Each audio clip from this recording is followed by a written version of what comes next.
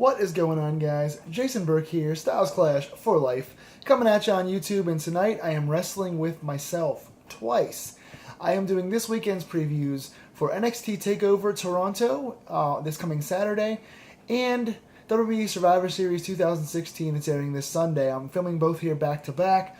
I just want to give you guys a quick preview of all the matches, who I think is going to win, full predictions, and where the company direction goes after this. I'm starting first with NXT Takeover Toronto, which, as I said, airs from Toronto on the network this Saturday night. Admittedly, I haven't been watching as much NXT recently. I've been kind of disenchanted with Raw and SmackDown.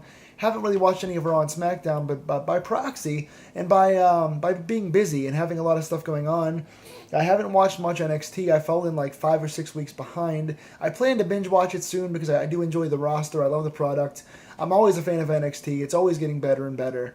And it's a good time right now with all the new signees being down there. But I have a book coming out this Saturday at a release party. I'm shooting a movie this Friday, so I'm very, very busy. So it's hard to catch up with TV. But I know the matches. I have the rundown here. I'm going to give you guys a quick preview of my predictions. First match, we have the finals of the Dusty Rhodes Tag Team Classic, which I enjoy what I saw of it. Paul Ellering is going to be suspended from a cage above the ring, old school style. I love stipulations like that. I love feeling like the 80s nostalgia. Really cool stipulation. Good to see Ellering involved. Good to see him above the ring in a cage. And the finals are the Authors of Pain versus TM61. Two up-and-coming young tag teams. Two teams NXT needs right now, with the division being shallow. It's really right now a 4-team division, but it was good to see all the new entries come in for the Tag Team Classic. Last year's was really fun. I've enjoyed what I've seen of this year so far. This match should be good. It's a good match of TM61 having the good teamwork, being very fast and speedy and quick on their feet, versus the Authors of Pain being the powerhouses. So a good contrast in styles here. Two very solid teams. TM61's very underrated in the ring. This should be awesome. I'm taking the Authors of Pain to win here. They really haven't been beaten yet, or haven't been pinned at least so far, so it makes sense they would continue their dominance and go on to get a tag title shot at some point down the road. I think they are the next feud for the tag champs, which I will get to in a second. But this should be a good match, and I think the Authors of Pain get the win here.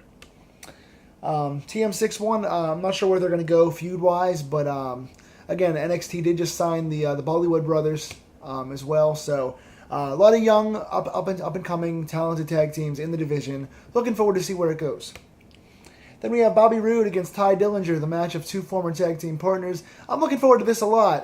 Dillinger is a very, very good wrestler, very underrated. He's been super over at Full Sail. I'm sure he's going to be over here in Toronto. The crowd's going to pop for both guys huge. Bobby Roode, of course, is a next main eventer, potential world champion guy. He's going to be carrying the brand once Joe and Nakamura go up to the main roster.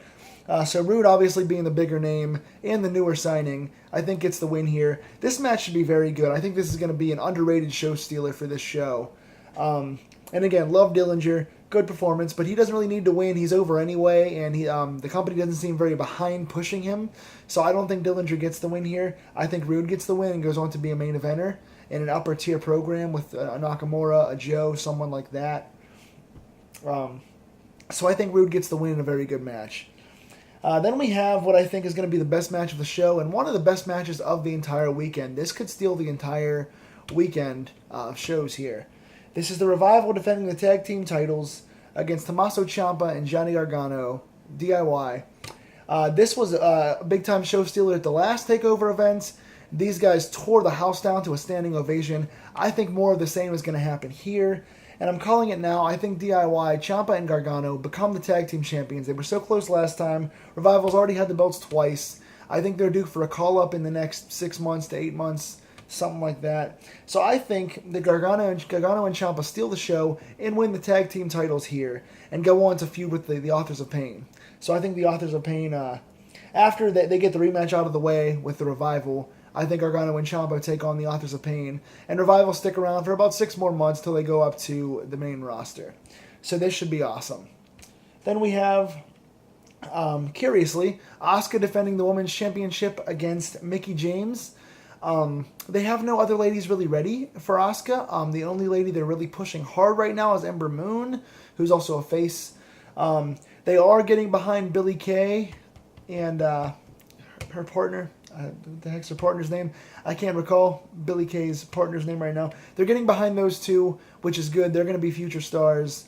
I have a couple other young ladies like Liv Morgan down there who are going to be really good in the future. But as far as being actively pushed right now, besides Asuka, all you really have is Ember Moon. So they had to bring back somebody. Trish was the rumor. It wound up being Mickie James. Mickey's always been a good wrestler. Good personality, very good wrestler, very good in the ring. I think this could work. I think this is going to be a good match. It's curious. It's kind of random. The build-up has been kind of weird, but I think it should be a good match. And I think Asuka retains here. I don't see Mickie sticking around after this.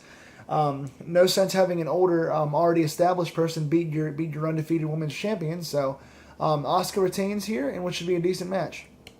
And finally, the fifth and final match, the main event of the evening, Shinsuke Nakamura defends his title against Samoa Joe for the NXT Championship. Joe already had a good run with the belts.